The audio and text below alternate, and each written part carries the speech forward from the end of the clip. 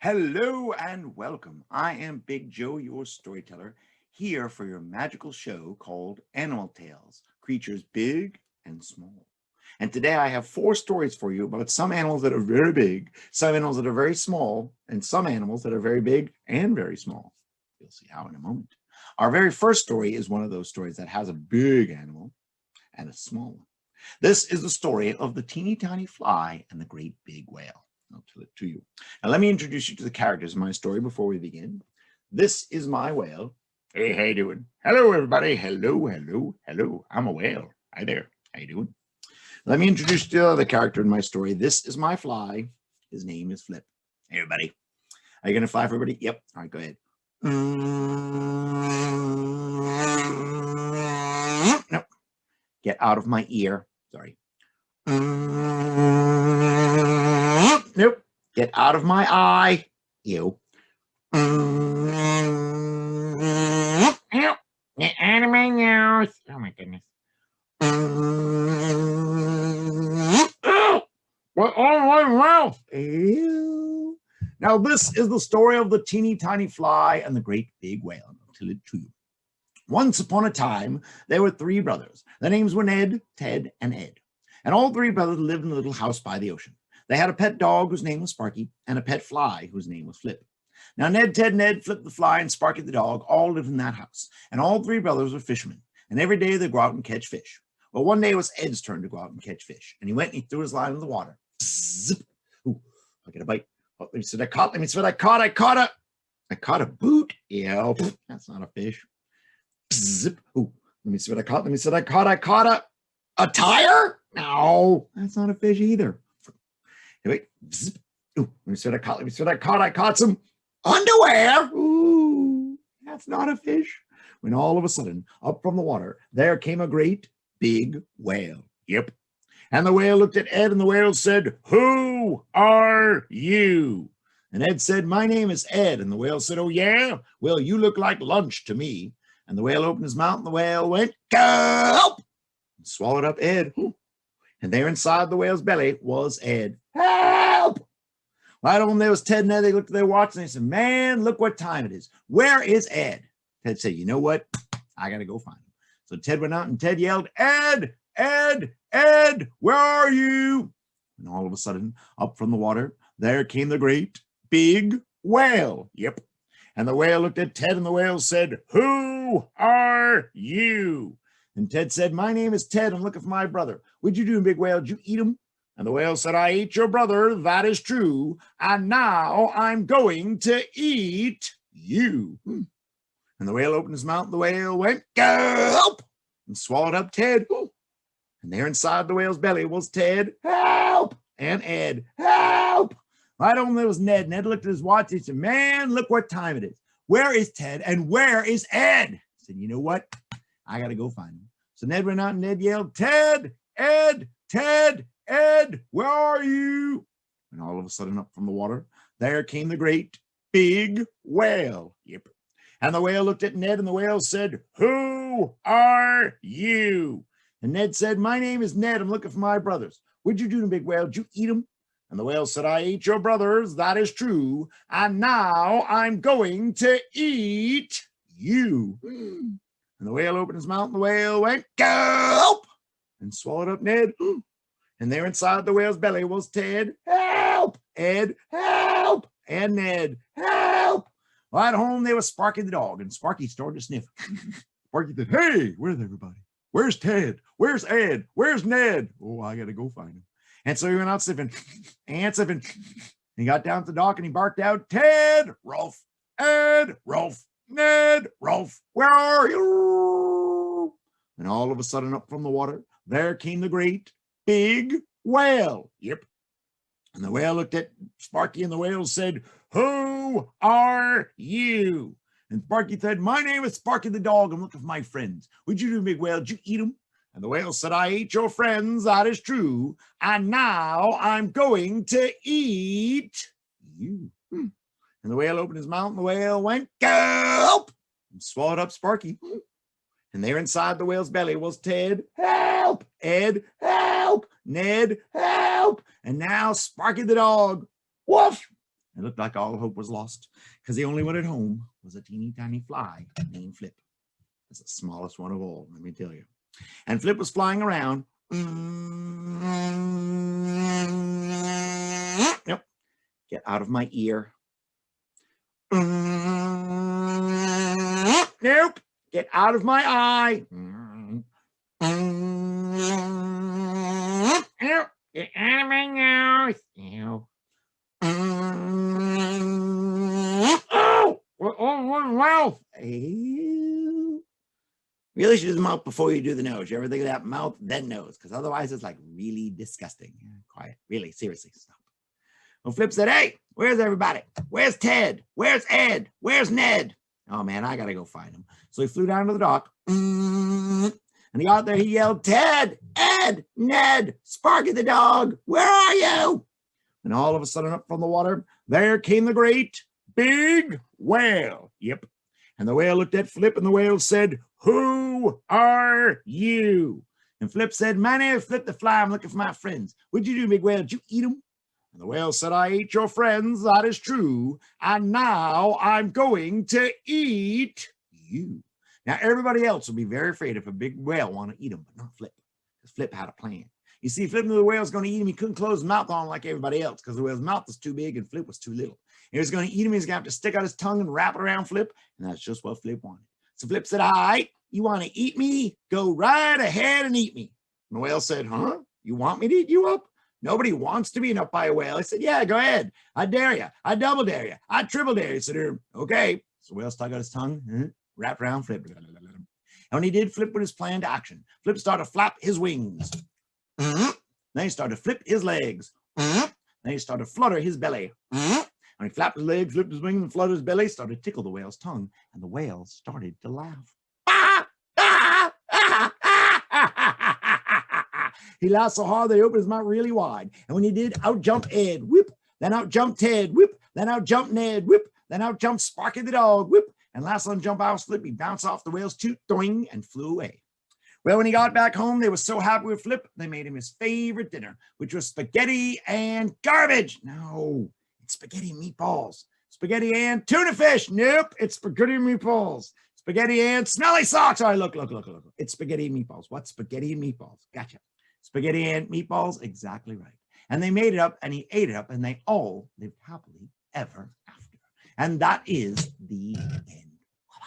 All right, on to our next story. Our next story is another story about something very small and something very big. We have a spider and we have a coyote, but not just any spider, not just any spider at all. We have a spider named Anansi. Now, Anansi is a character in folk tales around the world, and Anansi is a trickster. He's very sneaky, very tricky, and very greedy. And when you're greedy, you want all the things.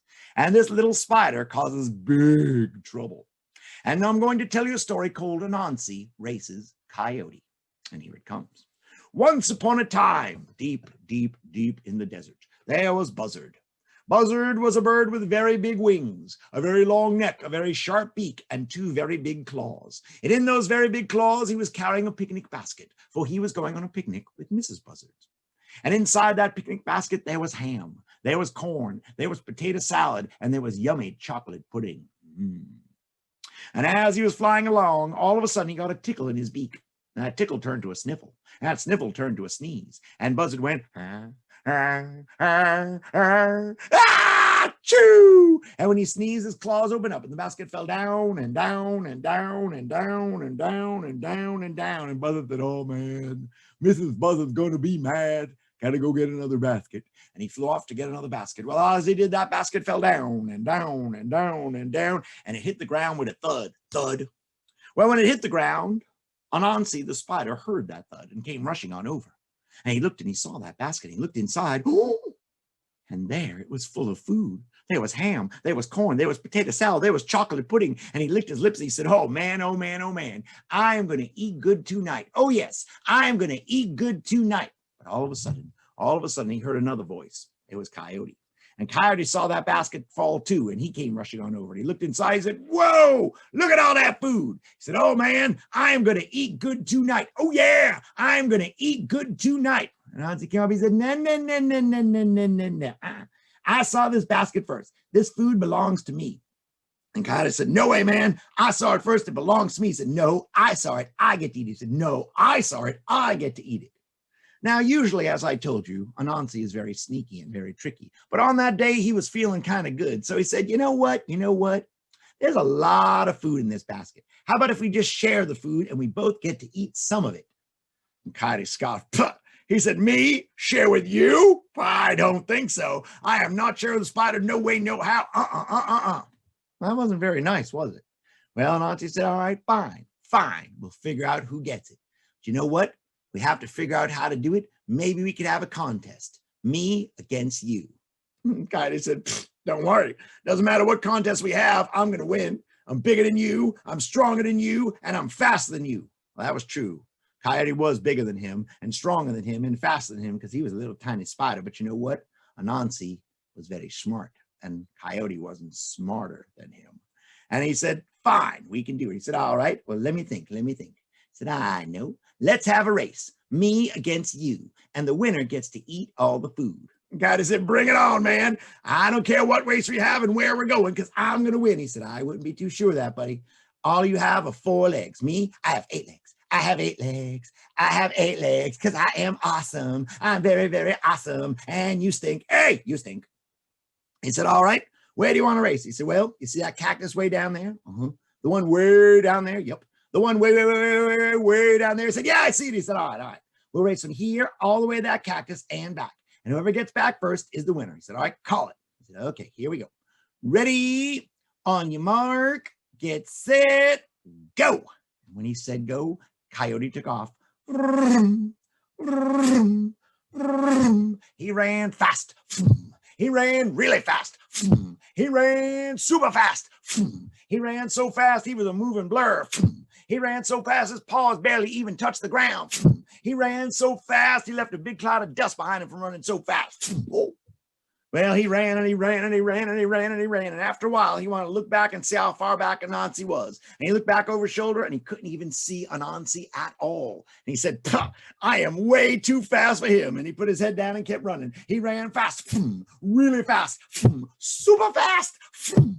Well, after a lot more whiles of running, he wanted to look back and see how far back Anansi was. And he looked over his shoulder. Couldn't even see him at all this time. All he could see was a big cloud of dust behind him that he made from running so fast. He said, oh man, I am so fast. That spider's just back there eating my dust. Yep, he is eating my dust. You know what?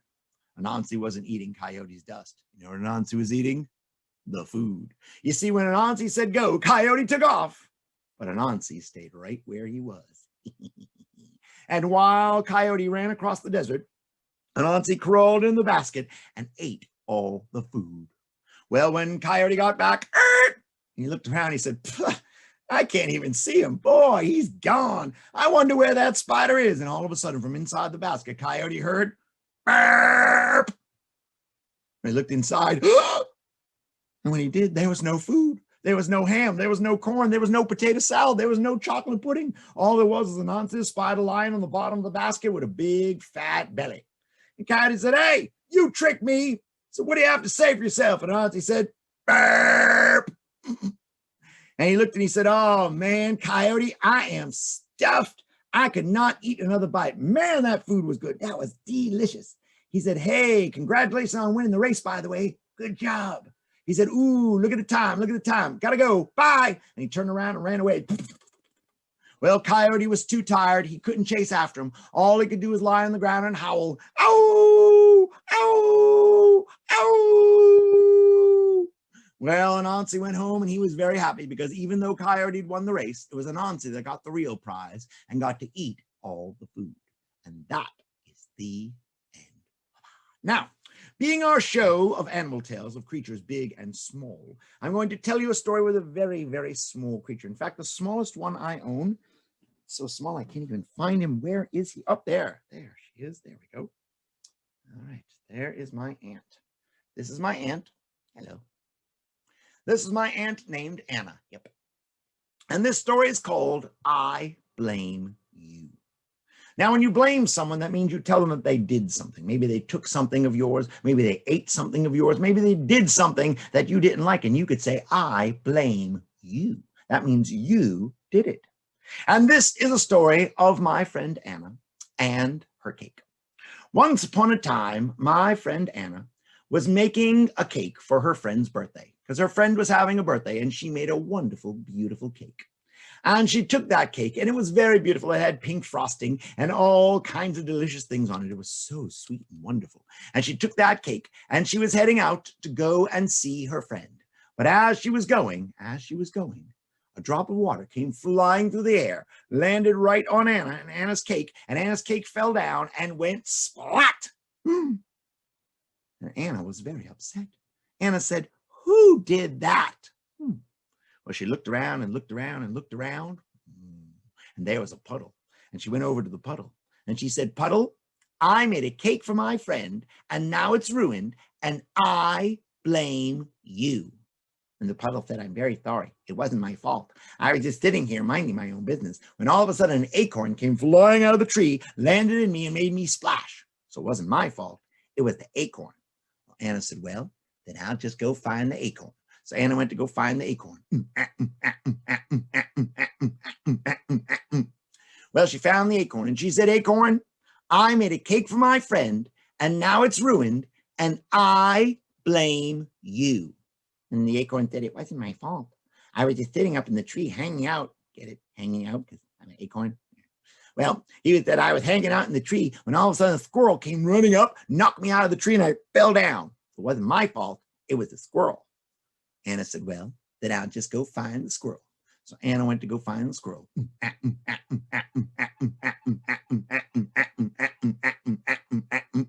And she found the squirrel. And she said, "Squirrel, I made a cake for my friend, and now it's ruined, and I blame you." And the squirrel said, "I'm very sorry. It wasn't my fault, all right? I was just sitting there having a good time when all of a sudden this fox came running through the grass and scared me, and I ran up the tree. So it wasn't my fault. It was the fox." Anna said, "Well, then I'll just go find the fox." So Anna went to go find the fox.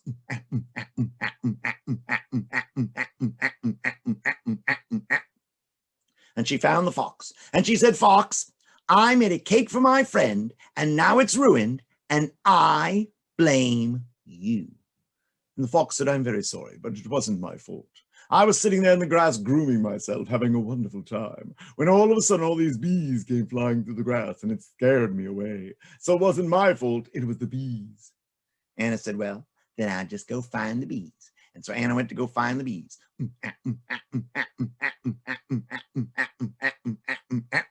And she found the bees and she said, "Bees, I made a cake for my friend and now it's ruined and I blame you."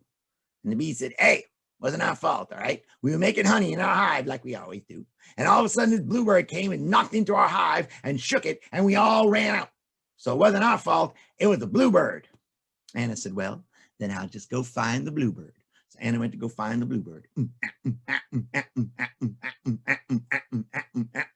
Well, she found the bluebird and she said, "Bluebird, I made a cake for my friend and now it's ruined and I blame you."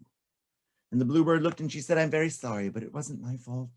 I was sitting there on a branch of a tree having a wonderful day when all of a sudden a deer came flying through and running really fast right through all the bushes and scared me. And I scared and I flew away. It wasn't my fault. It was the deer." Anna said, "Well, then I'll just go find the deer." So Anna went to go find the deer.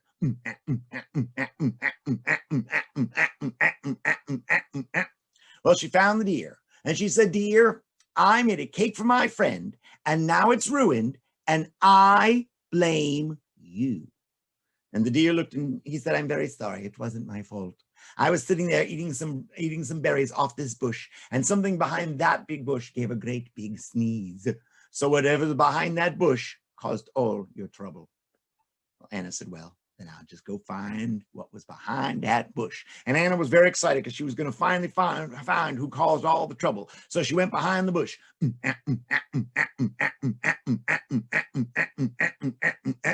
And she went behind the bush, and there behind the bush was a great big anteater. Now, anteaters, of course, eat ants. And she looked at that anteater and she said, "Anteater, I made a cake for my friend and now it's ruined and I I think I'm going to go home and make a new cake now. Bye. And she ran away. Ah! And she ran and she ran and she ran and she ran, she ran, she ran, she ran, she ran, she ran all the way back home. And when she got home, she made her friend a brand new cake. And when she made that cake, she took it to her, but she went another way because she knew if she got eaten by that anteater, she would have nobody to blame but herself. And that is the end. Voila. All right, now we have one more story for you. And this last story is a story about a bear and a chipmunk. Now, being a story about animals, and we have big animals and small animals, I want to have one more story where we had a big animal, a bear, and a small animal, which is a chipmunk. And I'll introduce you to the characters in my story. Here they all are. We'll start with Bear. This is Bear. Somebody's been eating my porridge. No, nobody's eating your porridge. What? We're not doing that story. We're doing another story. Doing a different story? Yes. So somebody's been sleeping in my bed. Nobody's sleeping in your bed, dude. We're doing a different story. We're doing Bear and Chipmunk. We're doing a totally different story. Different story, different story. I'll huff and I'll puff and I'll blow your house down. That's not even you. You're not even in that story. What? You're not in that story, okay? We're doing Bear and Chipmunk. You're Bear. I'm Bear. You're Bear. I'm Bear. Yeah, they know you're Bear. I'm Bear. Yes, we know you're Bear. I'm Bear. Please stop saying that. I'm Bear. Yes, we know. We know you're Bear. I'm Bear. Please stop. That is Bear. Now let's hope this goes a little better. This is my friend, Chipmunk. I am Karate Chipmunk. You are not Karate Chipmunk. I am Karate Chipmunk. No, we've been through this already, okay? You are not Karate Chipmunk. You are regular Chipmunk. Hiya! Put your paw down. Hiya! Put your other paw down. Hiya! Put both paws down, please. Hiya! Hiya! Hiya! What are you doing? I'm breaking your arm. Hiya! Stop. Now break your giant nose, and all the boogers will come out. It'll be like a really gross piñata. Hiya! Put it down. Attention, children watching the video. I am Karate Chipmunk, master of karate, a generally cool kind of guy, very talented, very good. And Big Joe stinks. Stop it. Hiya! Put it down. This is the story of Bear and Chipmunk, Karate Chipmunk. Now, this is the story I'm about to tell you is a Native American tale. And the Native American stories are often how and why stories, because before people had science, before people knew things and studied things, people just wrote stories to explain why things happen in the world, why the sky is blue, why the grass is green. And this is a story that's going to tell you something about Bear and something about Chipmunk. And being an animal story of big and small creatures, we have a big bear and a little chipmunk, and the story goes like this. Once upon a time, a long, long time ago, there was Bear. Yep. And Bear was very different than he is today. Now, if you see a bear, bears keep quiet. They stay in the woods. They live in caves. They live in dens. But a long time ago, Bear was very different. Bear was very proud of himself. Yes. Because he was very big and very strong. And he was one of the few animals that could walk on his hind legs just like a human could. Yep. And he would walk around the forest looking at everything and bragging about himself all the time. Well, one day he was out there and he was bragging about himself as he usually did. And he walked around and Bear said, "Oh yes, I'm the greatest. I'm the fastest. I'm the strongest. I'm the meanest. I'm the cutest. And on the forest, nobody is better than me. Oh yes, I am the best. I am the very best. Yes, I'm better than that animal over there, that one over there. I am the best. Oh yes, I am the best." But all of a sudden he heard a voice, and the voice said, "No, you're not." Bear looked around and Bear said, "Who said that? Who dares say anything to me? I am the best." And the voice said, "No, you're not." He looked down and there sitting on the rock was a chipmunk. And he said, "Chipmunk, how dare you make fun of me? I am the best." Chipmunk said, "No, you're not." And Bear said, "I can do anything. Anything I want." He said, "Watch this." And Bear went and grabbed a tree and pulled it up by its roots and threw it across the forest. Chipmunk said, "Big deal. That tree is probably dead before you even picked it up." He said, "Yeah, watch this." And he went over and grabbed a great big boulder and lifted it up over his head and put it back down. He said, "Big deal. My uncle could do that." He said, "How dare you make fun of me? I am the best." Chipmunk said, "Oh, no, you're not." And he said, "All right, smart guy, tell me something I can't do, and I will do it. I will do anything." Well, Chipmunk sat there and thought for a couple seconds, and he said, "All right. You know how the sun comes up over the horizon every morning?" "Yes." I bet you can't stop the sun from coming up. And Bear said, hey, if I wanted the sun to not come up, the sun would not come up. He said, yeah, right. He said, all right, you meet me here tomorrow and I will show you. I will stop the sun from coming up. He said, all right, let's see. Well, Chipmunk went home and told Mrs. Chipmunk what Bear was going to try to do. And Mrs. Chipmunk told Mrs. Badger. Mrs. Badger told Mrs. Beaver. Mrs. Beaver told Mrs. Squirrel. And Mrs. Squirrel, she told everybody. She's like a gossip. She likes to talk. And news of what was happening got all around the forest and to everybody's ears. And everybody knew what was going down. And everybody was very excited to see if Bear could really stop the sun from coming up. Do you guys think the bear can stop the sun from coming up? I don't know. I don't know. He's very strong and very, very big, but I don't know if he could stop the sun. Let's see. The next day came, and just before sunrise, all the animals had gathered around the ridge to see if Bear could really stop the sun from coming up. And Bear saw all the animals gathered, and he came through. He said, hey, everybody, how you doing? How you doing? Hello, hello, hello, hello. Hey, glad to see you, glad to see you. Oh, hey, Fox, how you doing? Hey, Moose, how's it going over there? Hello, hello, Elk. Hey, how you doing? And so he went on over. And he went before the animals. He said, all right, everybody, I'm going to stop the sun from coming up today. So I hope you don't mind that there's going to be no sun because I am stopping the sun. Yep. And so Bear looked out over the horizon and he cleared his throat. And Bear said, son, this is Bear, the meanest, strongest, fastest, cutest ant on the forest. I am telling you, don't come up today. Don't come up. All right, that'll do it, everybody. Thanks for coming. Thanks for coming. Thanks for coming. But all of a sudden, over the horizon, they got a little bit of red in the sky. And the sky got a tiny bit brighter. And Bear saw that. And Bear put on a meaner voice. And Bear said, son, this is Bear, the meanest, strongest, fastest, cutest ant on the forest. Perhaps you didn't hear me the first time, but don't come up today. Don't come up. All right, that'll do it, everybody. Thanks for coming. Thanks for coming. Thanks for coming. But all of a sudden, the red in the sky got replaced with a bit of orange. The sky was getting a little bit brighter. And Bear got a little bit nervous. And Bear put on a meaner voice. And Bear said, son, this is Bear, the meanest, strongest, fastest, cutest ant on the forest. I'm telling you, no, I'm ordering you. Don't come up today. Don't come up. Well, even though he was being mean and strong, the orange in the sky got replaced with a bit of yellow. And the yellow sky was getting brighter in the sky. It was getting brighter and brighter, and Bear got very nervous. Bear put on his very meanest voice, and Bear said, son, this is Bear, the meanest, strongest, fastest, cutest ant of the forest. I demand you do not come up today. Don't come up. Now, even though Bear was being mean and strong, the sun was indeed starting to come up, and the animals couldn't believe their eyes. And they were whispering to each other and pointing to each other, and some of them were very happy that he couldn't do it. And the happiest one of all, man, he was Chipmunk. Oh, yes. Chipmunk was very happy. He started to giggle. Then he started to chuckle.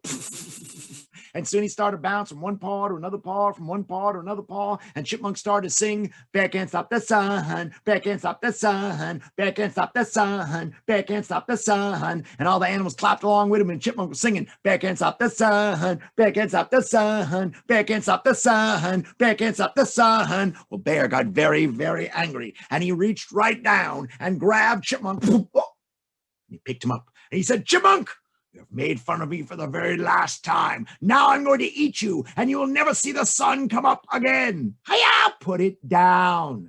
I will karate chop the very stinky bear. Hiya, put it down. Well, Chipmunk put his little paws together, and he looked up at Bear, and he said, oh, Bear, oh, kind, sweet Bear, please spare my life. Oh, please. Well, Bear was big and strong, but also very kind and generous. He said, fine, I will spare your life. And he put Chipmunk back down.